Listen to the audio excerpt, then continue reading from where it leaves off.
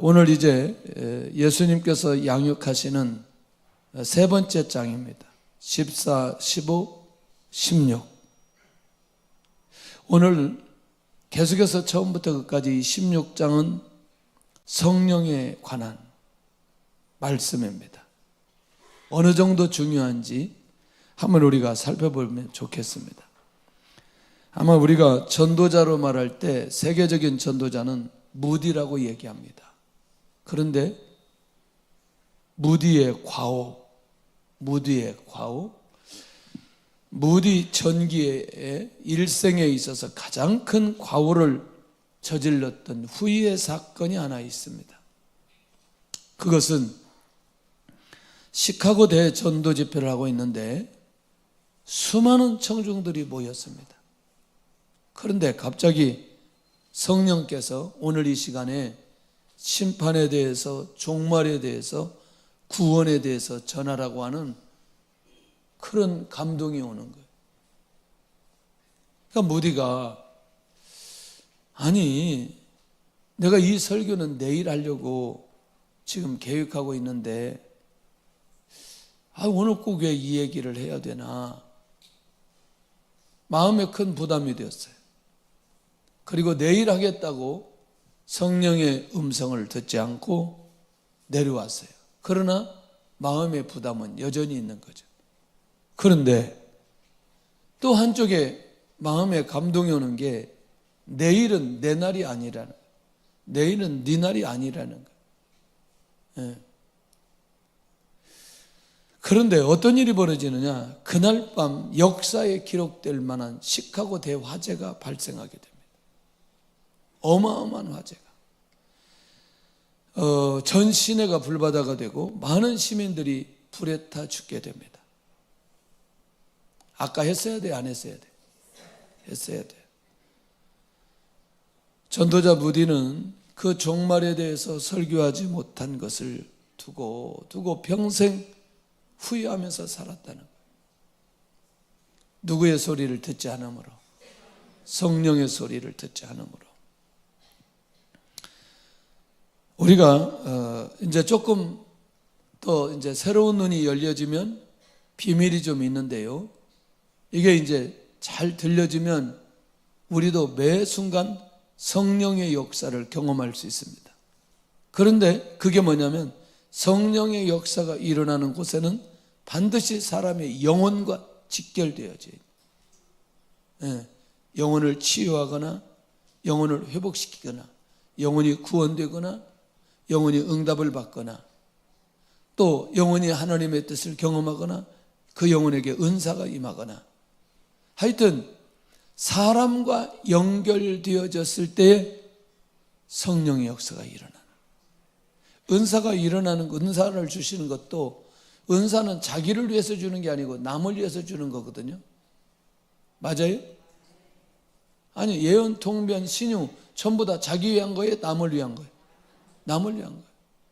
그러니까 은사도 모든 것들이 영혼을 위해서 직결되는 거라면 성령의 역사가 누구에게 일어나는지 감각이 우리 안에 살아나야 된다. 잠깐 15장에 있는 내용들을 점검해 볼 필요가 있어요. 특별히 제자의 삶에는 반드시 뭘 맺어야 된다? 열매를 맺어야 된다. 열매를 맺으려면 포도나무 가지는 나무에 붙어 있어야 하며 스스로는 열매를 맺을 수 없다. 예수님 안에 있으면 열매를 많이 맺고 떠나면 열매를 맺을 수 없다. 이게 첫 번째 양육이었습니다. 열매를 많이 맺으면 아버지께서 영광을 받을 것이고 너희가 내 제자가 되리라. 어렵지 않았어요. 그러니까 열매 맺으려면 누구 안에 거하여야 된다? 예수님 안에 거하여야 된다.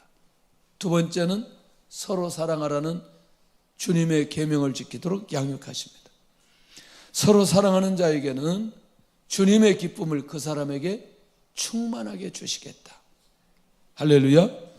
주님의 계명을 지키는 자들에게는 종이 아니라 친구로 격상시켜 주시겠다. 약속하셨습니다. 그래서 친구를 위하여 자기 목숨을 버리면 이보다 더 큰 사랑이 없다. 이렇게 주님이 사랑에 대해서 가르쳐 주셨습니다. 세 번째는 복음을 위해서 사는 자는 세상에서 미움을 받게 될 것이다. 왜?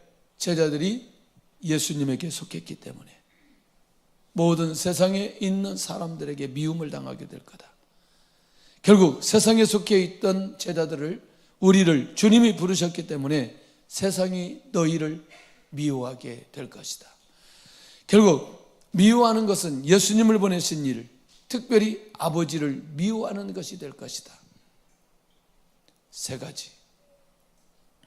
이거는 이 요한복음 15장에 정말 놓쳐서는 안 되는 기가 막힌 이 세 가지를 예수님께서 제자들에게 양육을 시킵니다.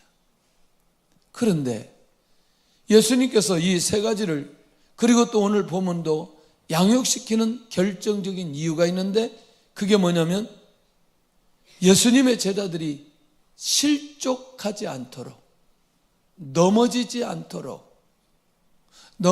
않고 실족하지 않는다. 예수님 배반하지 않고 예수님 떠나지 않고 복음만에 살 수 있도록 하기 위해서 제자들이 열매, 서로 사랑, 세상에 미움을 받는 상황 속에서도 무엇을 짓지 않도록, 죄를 짓지 않도록. 자, 이제 이 말이 굉장히 중요합니다. 지금까지는 예수님이 기적, 능력, 표적으로 예수님이 메시아이심을 보여주셨어요. 그런데 14장, 15장, 16장은 지금은 무엇으로만? 말씀으로만 온전히 제자들을 양육하시고 제자의 사명을 감당할 수 있도록 지금 양육하고 계신다. 두 번째는 제자들을 출교하는 일이 벌어질 텐데, 공동체에서 그렇게 공동체에 함께하지 못하게 할지라도 실족하지 않도록 하기 위해서. 아니, 이거는 또 엄청난 거죠.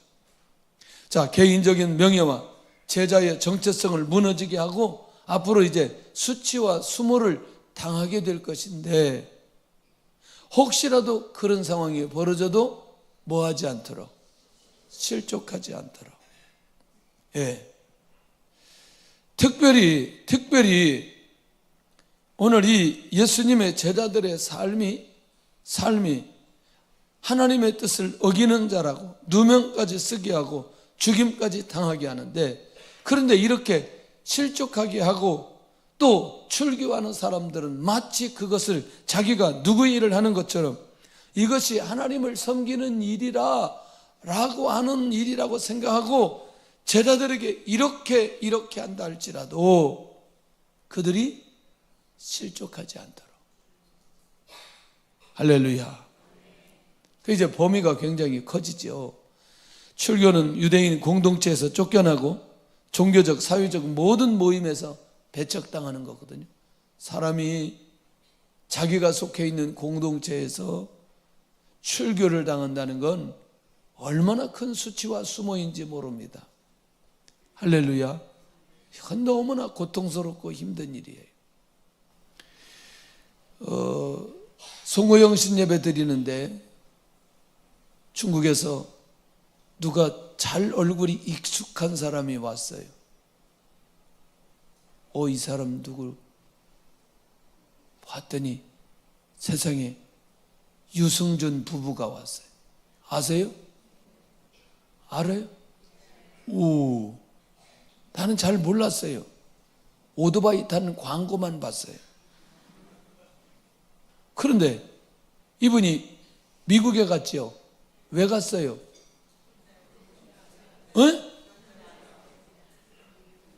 처음에는 군대 간다고 했지. 나중에 안 돌아버렸죠. 죄 중에 가장 무서운 죄가 무슨 죄다? 내가 그럴 줄 알았어요. 세상에 가장 큰 죄가 무슨 죄다? 모른다니까. 그러니까 괘씸죄다. 법적으로 아무런 문제가 없는데 이 사람은 무슨 죄에 걸렸어요? 아니, 법적으로는 문제가 없는 거죠. 근데 최근까지 들어오려고 못 들어왔어요. 얼마나 들어오고 싶을까? 한국에 들어오고 싶은데 못 들어오니까 중국에 와서 이제 나름대로 활동하는데 잘 안 됐어요. 다시 들어갔어요. 여러분들, 이게 이 공동체에서 함께하지 못하고 배척당하는 게 얼마나 고통스러운지. 그런데 예수님의 제자들에게 주님이 이렇게 양육하심으로 공동체에서 쫓겨나고 배척을 당한다 할지라도 뭐하지 않는다? 실족하지 않는다. 주님이 이미 말씀해 주셨기 때문에. 세 번째는 제자들이 죽음의 위기 속에서도 실족하지 않도록 양육하는데, 사실은 제자들이 열심을 가지면, 성도들이 열심을 가지면 가질수록 어디까지 갈 수 있는 거죠? 죽음까지 갈 수 있는 거죠. 지난 시간에, 지난주에 예수님의 제자들이 어떻게 죽었는지 전체 한 10명, 11명 쭉 얘기했죠.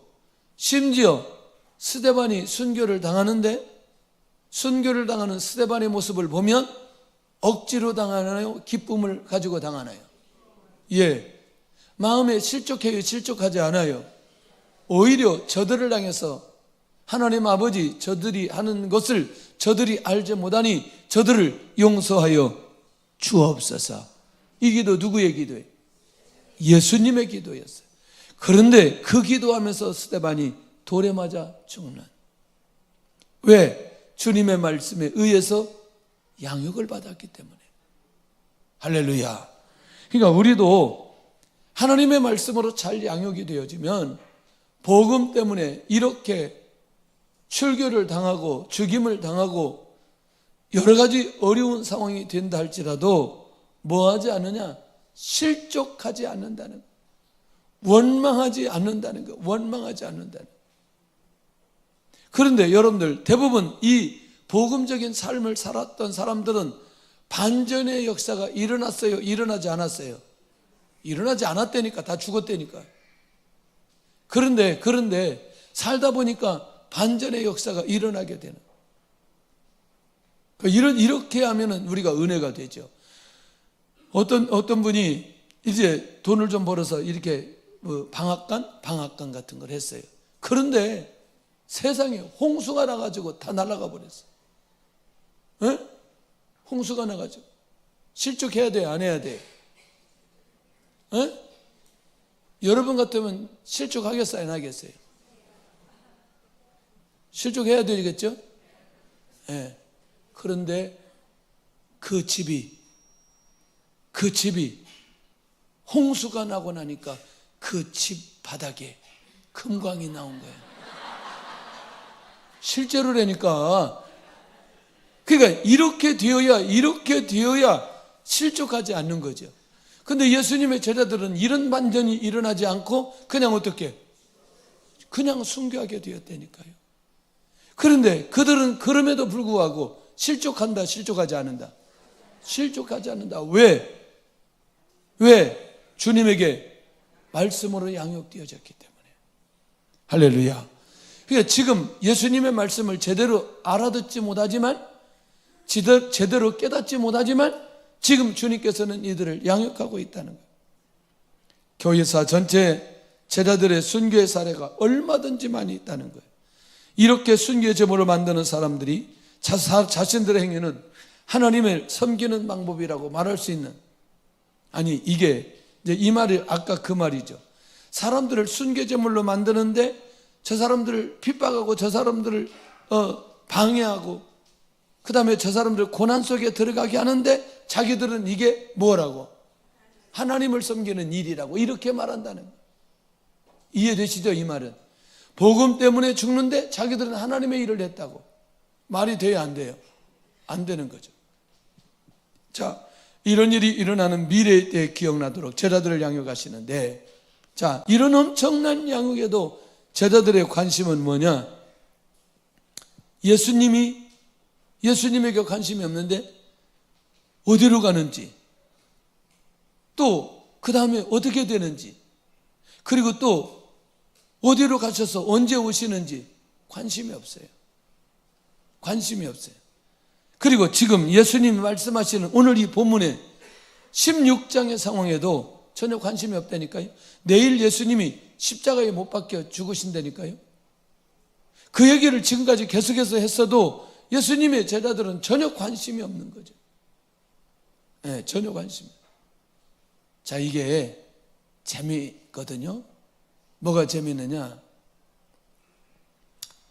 지금 주님께서는 십자가에 지시고 죽으시고 부활하셔야 된다는 이 긴박함 때문에, 긴급 때문에 예수님의 제자들을 양육하고 그들을 세우고 그들이 정말 예수님을 증언하는, 증거하는, 또 증인의 삶으로 살아가는 사명자로 세워지기에 부족함이 없도록 세우고자 하는 주님의 애통함, 주님의 사랑하는 마음이 그 안에 있는 거예요. 그 안에 있는 거예요. 그런데 중요한 건 이 마음이 예수님의 제자들에게 그대로 전달된다, 전달되지 않는다. 전달되지 않는다. 할렐루야. 할렐루야. 전달되지 않는다. 그 이제 이때 깨닫는 말씀이 있어요. 이게 어르신들 말이. 에? 시어머니는 핸드폰 들고 있다가 죽고, 친정어머니는 걸레 들고 있다가 죽고. 무슨 말인지 알아요? 혹시라도 오늘이라도 저 자녀가, 아들이, 손주가 전화 올까 봐 전화 기다리다가 죽고, 친정어머니는 딸네 집에 가가지고 청소하다가 죽고. 에? 그런데 정작 그 자녀는 이걸 안다, 모른다? 언제 안다? 자기도 죽을 때가 가까워야 이걸 깨닫게 된다. 미리 깨달으면 얼마나 좋을까? 그런데 관심이 없다는 거죠. 예수님의 제자들이 누가 크냐 하는 문제로 지금 정치적인 메시아로 계속해서 따라왔기 때문에 예수님이 십자가에 죽으신다는 것도 관심이 없고, 부활하신다는 것도 관심이 없고, 예수님이 지금 성령에 관한 얘기를 하시는데도 관심이 없고, 전혀 예수님의 말씀이 관심이 없는데, 중요한 건 그날을 위해서 주님이 지금 제자들을 양육하고 있다는 게 얼마나 중요한지. 결국 하나님의 때가 되면 제자들에게 시대적인 분별력과 메시아에 대한 분별력을 분명하게 가지도록 주님이 지금 뭐 하고 있느냐? 양육하고 있다는. 아직은 들리지 않아요. 아직은 깨닫지 못해요. 그런데 들리고 깨달을 날이 반드시 오게 된다는 거죠. 그러면 구체적으로 뭐냐는 거죠. 예수님이 떠나가는 것이 유익하라고 말씀하셨는데, 예수님이 떠나가심으로 뭘 보내시겠다느냐? 보혜사를 보내겠다고, 성령님을 보내시겠다고. 이게 무슨 얘기냐면, 공생의 주님의 사역에서 이제는 누구의 사역으로? 성령의 사역으로 전환된다는 사실을 가르쳐 주는 거죠. 그러니까 이것은 뭐냐면, 주님이 약속하신 보혜사가 오셔야 언약이 성취된다는 말이 무슨 말이냐면, 주님이 제자들을 부르시고 제자들을 양육하시고 제자들을 파송하신 목적은 딱 한 가지. 누구의 증인 되도록? 예수님의 증인 되도록. 그리고 모든 족속 제자 삼는 이 사역은 누구를 통해서만 이루어질 수 있다? 성령을 통해서만 이루어질 수 있다. 그러니 지금 주님은 떠나가셔야만 되고, 그리고 보혜사 성령은 오셔야만 된다. 그래야 그 언약이 성취된다는 것. 그런데 그 보혜사가 오시면 죄에 대해서 드러나게 하시는데, 그게 뭐냐? 죄에 대해서 깨닫게 하시고 꾸짖게 하시고 바로잡아 주신다는 거예요. 그러면 죄 중에 가장 큰 죄는 어떤 죄다? 예수님을 믿지 않는 죄가 가장 큰 죄라는 것을 깨닫게 해주신다는 거예요. 그런데 여러분들, 우리도 그런 것을 경험해 보았지만 예수님 믿지 않았다는 걸 죄라고 생각해요, 안 해요? 안 한다니까요. 왜? 내가 누구라고 생각하지 않으니까. 죄인이라고 생각하지 않으니까. 그런데 성령의 역사가, 성령 사역이 진행되어야 내가 죄인이라는 사실을 깨닫게 되고, 그리고 내가 죄인이기 때문에 결국 내가 예수님을 믿어야만이 구원받을 수 있다는 사실로 인도에 가신다는 거죠. 이건 누가 하시느냐? 성령께서 하신다는 거죠. 성령의 역사가 일어나면 죄를 알게 되고 회개의 역사가 일어나게 되는데, 이게 성령 역사가 일어나니까 사도들이 깨달은 거죠. 깨닫고 나서 자, 이제 복음을 전하니까 우리가 어떻게 성령을 받아야 되느냐, 성령 받을 수 있는 비결이 뭐냐, 그러니까 너희가 회개하면 성령을 선물로 받을 수 있을 것이다. 그 말은 뭐가 해결돼야 된다? 죄가 해결돼야 된다. 성령의 역사가 일어나야 죄를 깨닫게 되어지고, 죄 문제를 해결할 누구를 통해서 받느냐? 예수님을 통해서 받는데 바로 이 문제인 거예요. 보혜사가 오시면 의에 대해서 알려줄 것이다. 무슨 얘기냐? 죄인이 죄인 스스로는 자기 스스로 구원받을 수 없지만 십자가에 죽으시고 부활하신 예수님을 믿게 되면 내 자신에 있는 죄가 해결되기 때문에, 죄가 해결된 그 사람을 가리켜서 의로운 사람이다, 의롭게 되었다, 이렇게 말할 수 있다는 거죠. 의롭게 될 수 있는 비결은 내가 예수 그리스도를 믿음으로만 의롭게 되어진다. 그러니 의롭다고 인정받을 수 있는 사람은 죄 문제가 해결된 사람이고, 죄 문제가 해결된 사람은 예수님을 믿은 사람이고, 예수님을 믿은 모든 사람은 의인으로 인정받을 수 있다. 이걸 누가 깨닫게 해주신다? 성령께서 깨닫게 해주신다. 할렐루야. 그러니 이미 우리는 믿음으로 말미암아 의롭게 되었다는 사실을 우리가 확신하는 것은 성령께서 날마다 우리를 깨닫게 해주시고 우리라 하여금 믿음에 거하도록 역사해 주신다. 성령으로만 가능하다. 성령은 사람의 마음속에 들어가셔서 복음을 받아들이도록, 그리고 복음을 믿도록, 그리고 복음 안에 거하도록 역사해 주신다. 할렐루야. 세 번째, 보혜사 성령님이 오시면 심판에 대해서 알려주신다. 심판. 누가 심판을 받았다느냐? 이 세상 임금이 심판을 받았다는 사실을 증거하게 해주신다는 거예요. 그러면 이게 이 땅에 있는 왕이냐, 대통령이냐, 임금이라고 말해? 그렇지 않고, 이 세상 임금이란 누구를 말하느냐? 사단을 뜻하고 있다는 거예요. 예수님이 십자가에 죽으심으로 인해서 사단은 이미 심판을 받게 됩니다. 왜? 죽으시고 뭐 하셨어요?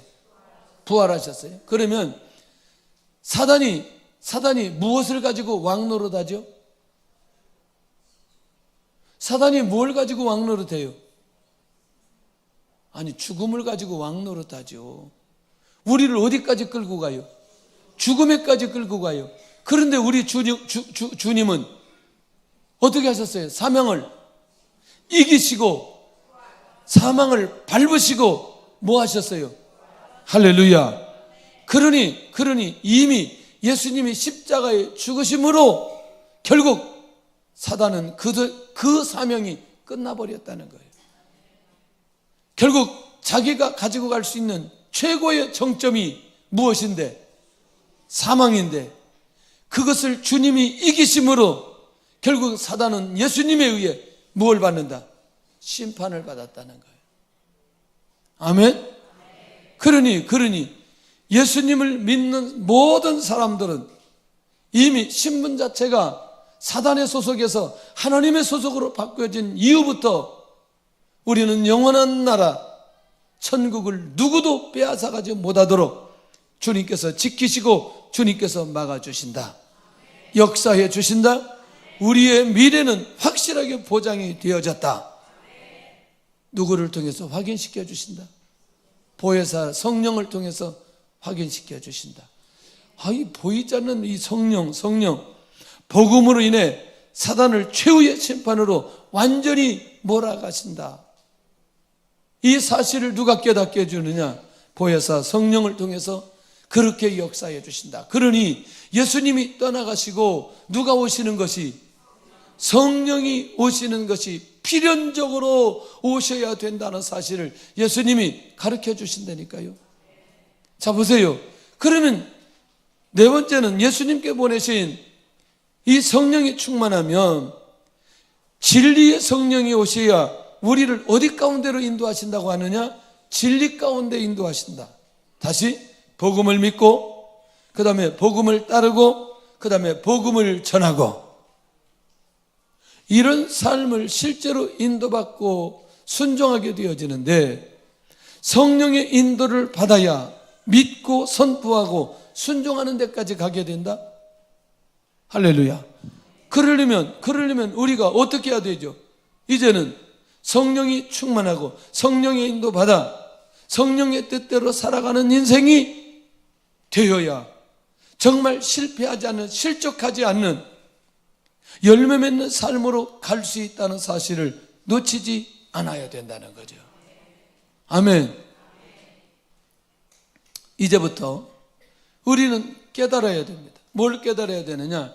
지금까지 이성이 지배했던 예수님의 제자들이 이성이 지배하지 않고 성령의 역사가 일어나니까 그들이 달라지기 시작합니다.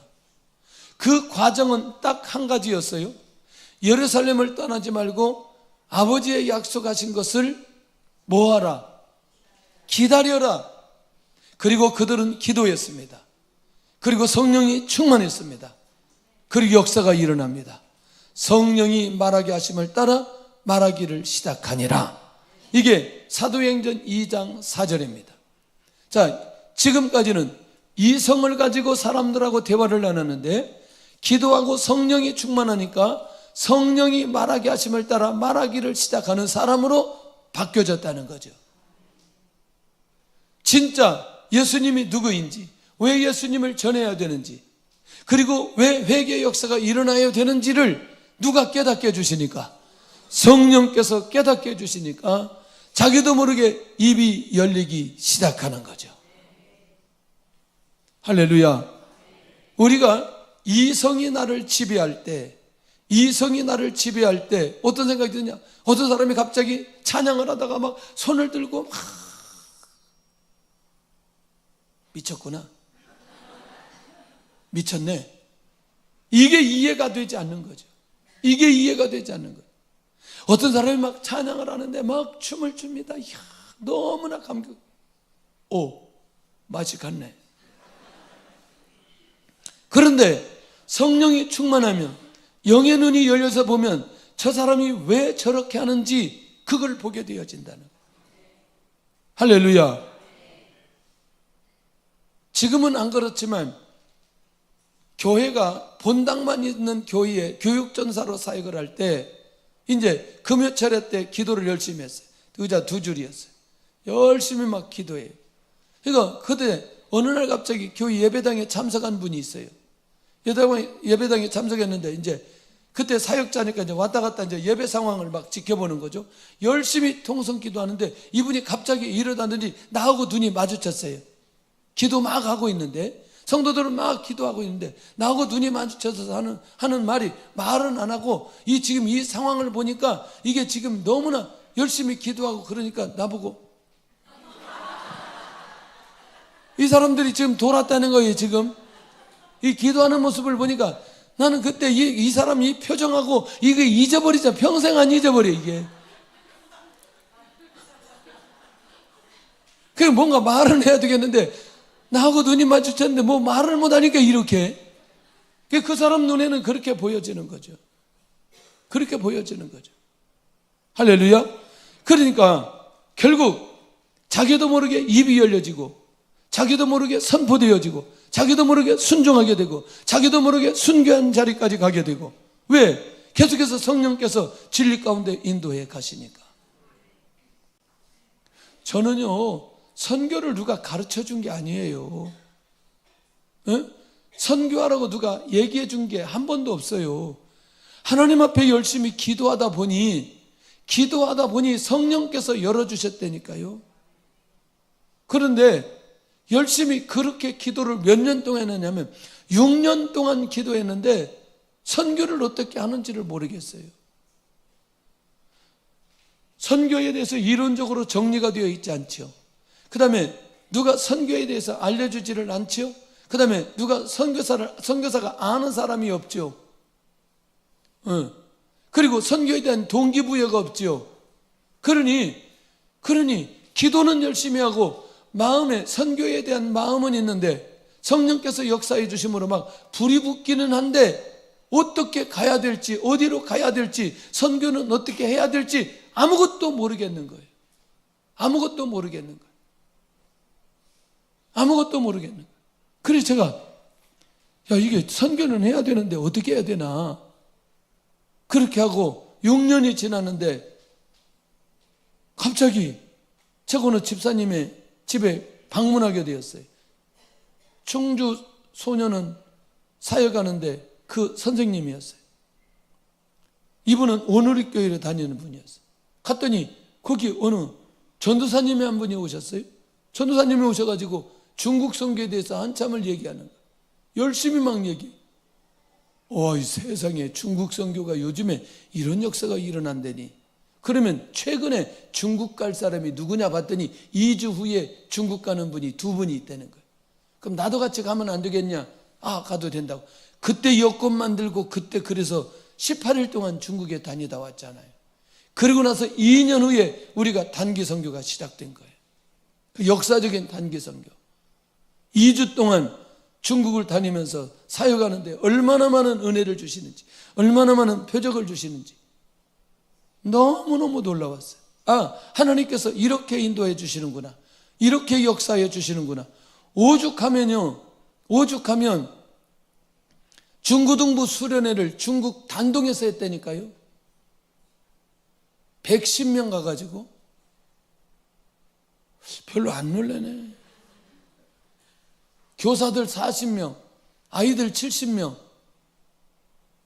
저는 그곳에 가보지도 못했어요. 단기 선교하는데. 왜냐하면 나머지 60명 데리고 또 단기를 돌기 때문에, 그리고 나중에 단동에서 만나야 되기 때문에 같이 한꺼번에 갔어요. 근데 이것도 저는 제가 했다고 생각하지 않아요. 성령께서 역사하시고 어느 날 갑자기 우리 이번에 중고등부 수련회는 중국에서 합니다. 이 사람 정신 나간 거지 이게.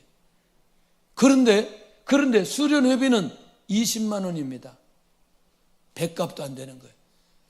배 싹이 그때 23만 원이었어요. 20만 원이라 그랬어요. 전체 계산 딱 해보니까 4천만 원 마이너스. 그때 당시 98년도 정도 될 것 같아요.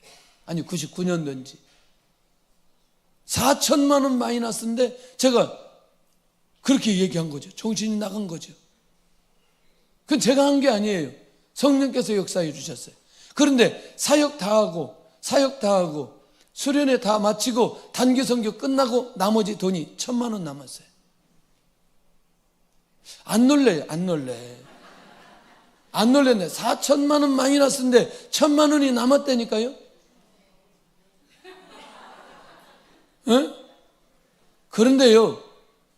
그런데 한 사람도 반대를 안 했어요. 이거 하나님이 하시는 일인데. 근데 문제는 뭐가 문제냐? 아이들 여권 만드는 게 너무나 힘들어. 이게 110명 여권 만드는데, 왜냐하면 이게 가정이 깨어진 자녀들이 여권 만드는 게 너무나 어려워요. 지금은 여기 시청에 가면 만들죠. 전부 다 경기도청에 가서 다 만들어서 여권을 문제되면 가서 다 만들어야 돼요. 그 다음에 병역 문제가 걸린 사람은 병무청에 가서 또 허가받아야 돼. 이거 가기 전에 이거 만드는데 시간이 너무나 많이. 그런데 다 처리했어요. 저는 하나님께서 역사해 주셨다고 믿습니다. 사람의 힘으로 할 수 없는 일이라고 생각합니다. 성령께서 역사해 주시고 인도해 주시고 은혜 내려 주시고 할렐루야. 그러니 진리의 성령이 오셔야 우리를 누구 가운데로 인도하신다? 진리 가운데로 인도하신다. 그러니까 제자들의 삶의 변화는 바로 이 진리의 성령이 오실 때 그때부터 그들의 내면적인 변화가 일어나게 되어진 걸 보게 된다는 거예요. 할렐루야. 그러면 그 진리의 성령이 오시면 놀랍게도 예수님의 제자들의 삶이 예수님의 영광을 나타내게 된다는 거예요. 성령께서 예수님의 가르침이 생각납니다. 예수님의 교훈, 예수님이 주신 사명, 예수님이 가르치는 인격. 자, 그러면 사명 붙들고 사는 것도, 인격이 변화되는 것도, 교훈에 의해서 영적으로 성숙하는 것도 결국 그렇게 변화되었는데, 그러면 그럴수록 주님께 영광을 돌리게 되는 것. 할렐루야. 복음 전하는 자로 세워지는 것도, 성령의 능력을 나타내는 것도, 성령의 능력으로만 사는 것도 결국 주님의 영광을 위해서 살아가게 되어지는. 아멘. 얼마나 중요하지. 근데 이제 여기 과정이 중요하다니까요. 그렇게 살아가도록 결정적인 과정, 뭐가 필요해요? 성령의 역사가 일어나는 기도의 과정이 필요하다는 거예요. 기도의 과정. 이걸 빠뜨리면 안 된다는 거예요. 이건 나머지는 이론적인 거지만 내가 실제로 기도하고 내가 성령으로 충만하고 성령의 인도받는 이 과정이 없으면 안 된다는 거예요. 그래서 우리 교회는 금요 예배가 너무너무 중요하다는 거예요. 너무너무 중요하다. 내가 성령으로 충만하고 막혔던 문들을 열려가기 시작하고 내 인격적 변화, 놓쳤던 사명, 또 보이지 않던 미래, 이게 전부 다 금요일날 예배와 기도를 통해서 하나님께서 우리 교회에 열어주신다니까요. 이거 잊어버리면 안 돼. 그래서 우리 교회 예배, 금요 예배는 다른 예배하고 다르다니까요. 매일 아침 저녁 드리는 예배와 다르고 주일날 드려지는 예배와 다르다는 게 이게 목적이라니까. 이건 이미 교회를 개척하기 전부터 하나님께서 비전으로, 말씀으로, 성령으로 깨닫게 해주신 예배이기 때문에 교회가 시작된 그때부터 지금까지 이 예배는 변함없이 제가 어디에서 예배 드리든지 그 예배는 그런 흐름으로 성령께서 인도해 가신다는 거예요. 느끼나요? 느끼고 있어요? 왜 안 나와요 근데? 권사님들 왜 안 나와요? 곽 장로님 왜 안 나왔어요? 지난 금요일 날. 왜? 그 전주는 여행 갔다고 안 나오고 그 전주는 어디 갔다고 안 나오고 지금 3주째 빠졌어요 장로님이. 다음 주 안 나오면 이제 더 크게 얘기할 거예요. 이제 예배 때 내가 물어볼 거예요. 아니 손녀딸들은 딱 나와서 예배 드리는데 할아버지가 예배를 안 드려요. 세상에. 에? 손녀딸들이 그동안 졸다가 이번부터는 안 졸더라고 또 열심히 설교를 듣고 있더라고. 그런 예배라는 거지. 금요일 예배. 그거 놓치지 말라는 거죠. 할렐루야. 권사님 정도면 충성 그 전에 성령부터 충만해야 된다. 성령이 충만하려면 금요일 날 이 예배를 참석하고 기도하고 하나님의 영으로 충만해야 될 필요가 있다는 거예요. 할렐루야. 이번 주부터 다시 시작할 수 있기를 원합니다. 다시 일어날 수 있기를 원합니다. 할렐루야. 아마 제가 제 기억 속에 한 번도 빠뜨리지 않은 것 같아요. 금요일 예배. 제가 꼭 그런 얘기 하잖아요. 단기 선교 갔는데 심양에서 장춘을 가는데 금요일 날이었어요. 아니 오전에 열차를 타고 출발해야 되는데 표가 없어. 표가. 그래서 이제 자동차를 빌리러 간 사람이 우리는 이렇게 오전에 렌트하면 그냥 금방 오잖아요. 오전에 점심때도 가도 오후에 가도 차를 가지고 온 사람이 연락이 없어. 가지러 간 사람이. 그러더니 저녁 먹기 전에 차를 하나 가져갔는데 대형 버스를 가지고 왔어요. 무슨 차를 가지고 왔느냐? 침대차를 가지고 왔어요. 그러니까 차를 타면 일단 누워야 돼. 아니 앉아 있을 수가 없어. 침대라. 그 초저녁부터 전부 다 누웠어요 이렇게. 근데 그날은 금요일이에요. 금요일 예배를 드려야 되는데 어떻게 해요? 불도 안 켜. 이 차는 불도 안 켜. 전부 다 누워 있어야 돼. 그 저만 통로에 서가지고 저 혼자 지금 설교하고 찬양하는 거예요. 누워서 찬양하는 거예요. 누워서. 아니 일어날 수가 없다니까. 왜냐면 이게 버스가 침대 칸이라. 그렇게 예배를 드렸어요. 그런데 너무나 감사하게도 그동안 우리가 찬양을 많이 했잖아요. 안 보고도 찬양이 가능해. 버스에서. 그리고 그렇게 해서 예배 드렸는데 이게 평생 잊을 수 없는 예배인 거예요. 하나님이 이렇게 해서라도 예배. 그런데 기도하기는 좋잖아요. 왜냐면 불도 꺼져 있지. 다 누워 있지. 뭐 인도하는 대로 얼마든지. 이제 그 정도 우리가 예배를 드렸다면, 금요 예배를 그 정도 집중력 있게 드렸다면 무슨 말인지 이해될 수 있을 거예요. 할렐루야. 왜냐하면 이걸 진리의 성령이 오시면 우리를 진리 가운데 인도하시고 예수님의 영광을 나타낸다라고 하는 말을 이론적으로 알고 있지만 내가 성령에 충만하지 않으면 진리 가운데 인도하시는 성령 인도 받을 수 없고 주님의 영광을 나타내야 되는데 나타낼 수 없다는 거죠. 내가 무엇으로 충만하지 않으니. 성령으로 충만하지 않으면. 제자로서 모든 사역은 그리스도와 하나님의 영광을 위해서 살아야 되는데, 그러도록 하기 위해서 제자들이 성령으로 충만해야 된다는 거예요. 자, 보세요. 바로 이 얘기예요. 성령에 대한 약속과 말씀이 들려지는 사람들은 예수님의 죽음과 부활 이후에 승천이년에 주신 말씀이 들려진다. 언제 들려져요? 예수님이 죽으시고 부활하시고 난 이후에 그때서야 들려진다는 거예요. 그러니까 뭐 하기 시작해요? 그렇지. 들려지니까 그때서야 기도하기 시작하는 거죠. 그런데 이미 기도하고 성령이 충만하면 주님이 다 양육해 놓았기 때문에, 말씀해 놓았기 때문에 그 말씀대로 제자들이 사람을 살아가게 된다는 거예요. 할렐루야. 그러니까 이 성이 나를 지배하면 하나님의 역사하는 대로 순종하기 어렵다니까요. 네. 모든 제자의 삶과 신앙의 출발은 무엇으로 시작돼야 된다? 성령의 역사로 시작돼야 된다.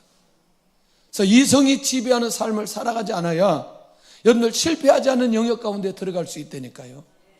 무엇을 하든지 어떤 것을 하든지. 자, 그러면 이런 성령의 역사로 예수님께 영광을 돌리는 사람은 누구냐? 사도들이죠. 특별히 그들을 통해서 회개를 선포하고 그 다음에 교회를 세우게 되고, 바울은 로마까지 성령의 인도로 가게 되고 증인으로 서 있는데 세계복음화의 확실한 주역이 되어지는. 아멘. 놀랍죠. 시간이 지나가면서 우리 안에서도, 우리 교회 안에서도 이런 역사가 일어날 수 있기를 원합니다. 사실은 그래서 우리가 필리핀 선교센터의 가장 중요한 장점은 이 성령의 역사가 나타나는 예배를 드리기 위한 공간이라는, 다른 게 아닙니다. 이제 곧 시작이 될 겁니다. 본격적으로 시작이 될 겁니다.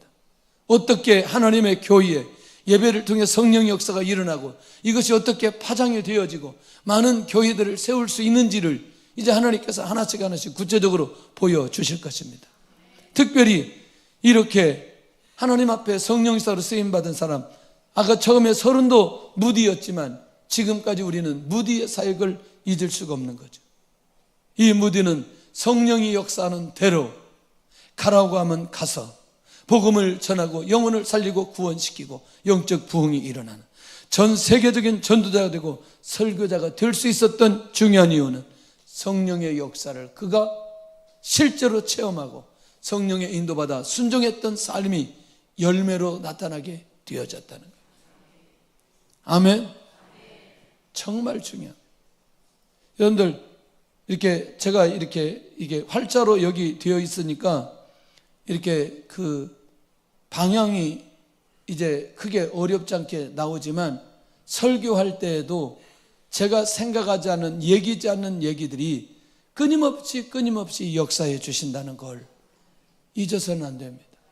저는 그걸 너무나 많이 경험해요. 신방 가서도 경험하고 상담하면서도 경험하고, 하나님께서 정말 저의 모든 것들을 사용해서 사역하게 하시는 것을 보게 됩니다. 그래서 인간적 편견을 갖지 않도록 하나님께서 언제든지 기준점을 잡아주십니다. 100% 그렇게 하지 못할 때가 있어요. 그러나 가급적이면 그렇게 성령의 역사하는 대로 순종하려고 하는 의지는 언제든지 제 안에 있습니다. 우리 모두가 성령이 오셔서 성령이 인도하는 대로 순종하는 삶으로 갈 수 있기를 원합니다. 나는 주님으로부터 무엇을 양육받았는가? 성령을 우리에게 보내신 이유를 알고 믿는가? 나는 성령을 사모하고 기도하는가? 성령의 인도함으로 살고 싶지 않는가? 기도하시기를 바랍니다. 기도해야 된다는 것입니다. 우리 찬양하면서